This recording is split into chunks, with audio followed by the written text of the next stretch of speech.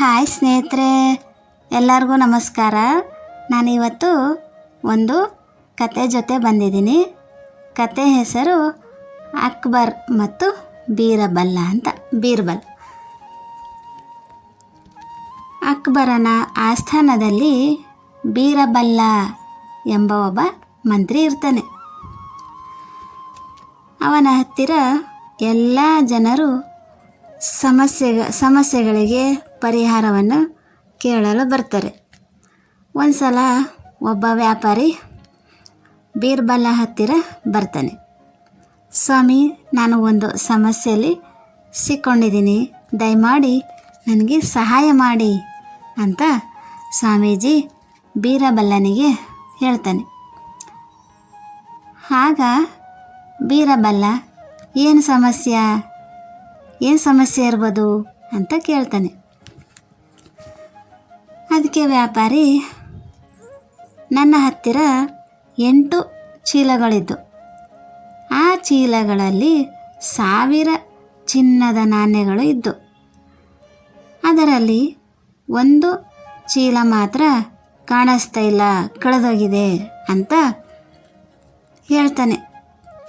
ಅದಕ್ಕೆ ಬೀರಬಲ್ಲ ಹೇಳ್ತಾನೆ, ಹಾಗಾದರೆ ನಿಮಗೆ ಯಾರ ಮೇಲಾರು ಅನುಮಾನ ಇದೆಯಾ ಅಂತ ಕೇಳ್ತಾನೆ.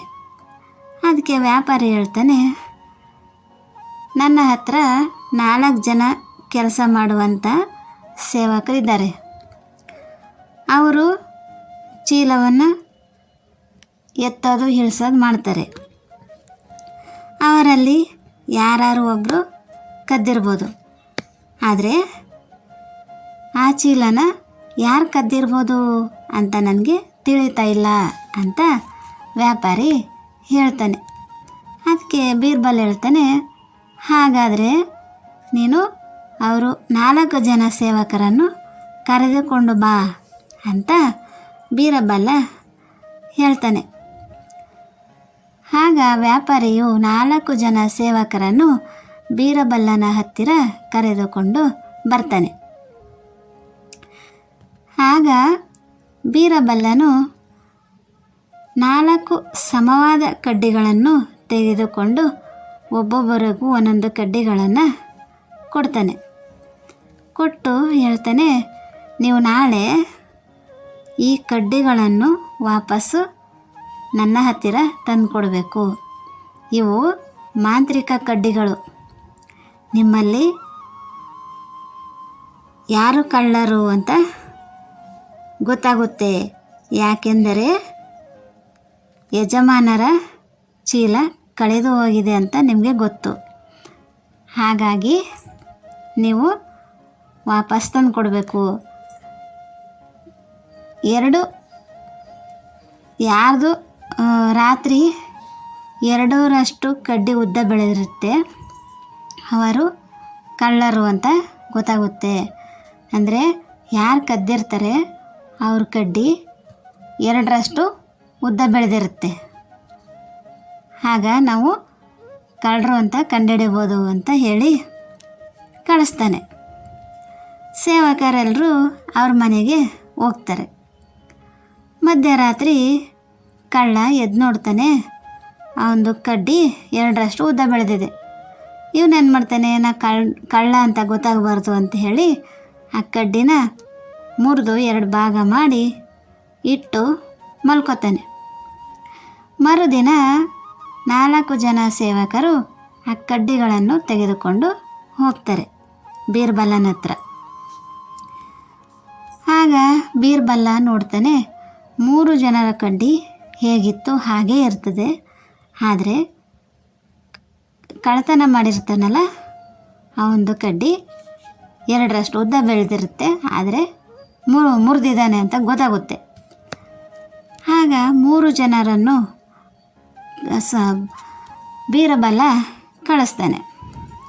ಆಮೇಲೆ 3 ಜನ ಸೇವಕರು ಹೋಗ್ತಾರೆ, ಇವನ್ನ ಮಾತ್ರ ಕಳಿಸಲ್ಲ. ಯಾಕಂದರೆ ಇವನು ಕಳ್ಳ ಆಗಿರ್ತಾನೆ, ಹಂಗಾಗಿ ಕಳಿಸಲ್ಲ.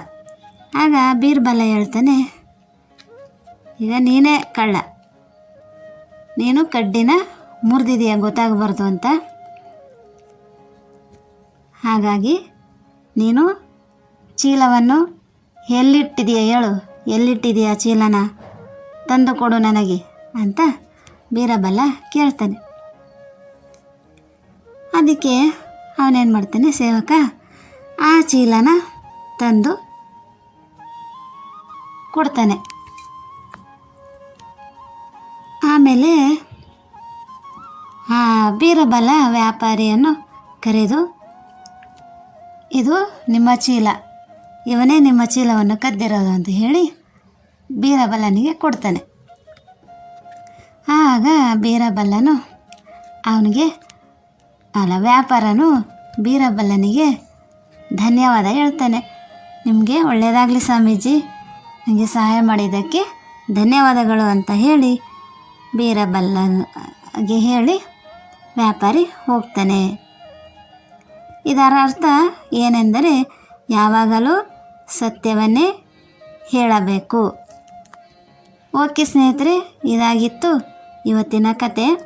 ಈ ಕತೆ ಇಷ್ಟವಾದರೆ ಲೈಕ್ ಮಾಡಿ, ಹಾಗೆ ಶೇರ್ ಮಾಡಿ. ಧನ್ಯವಾದಗಳು.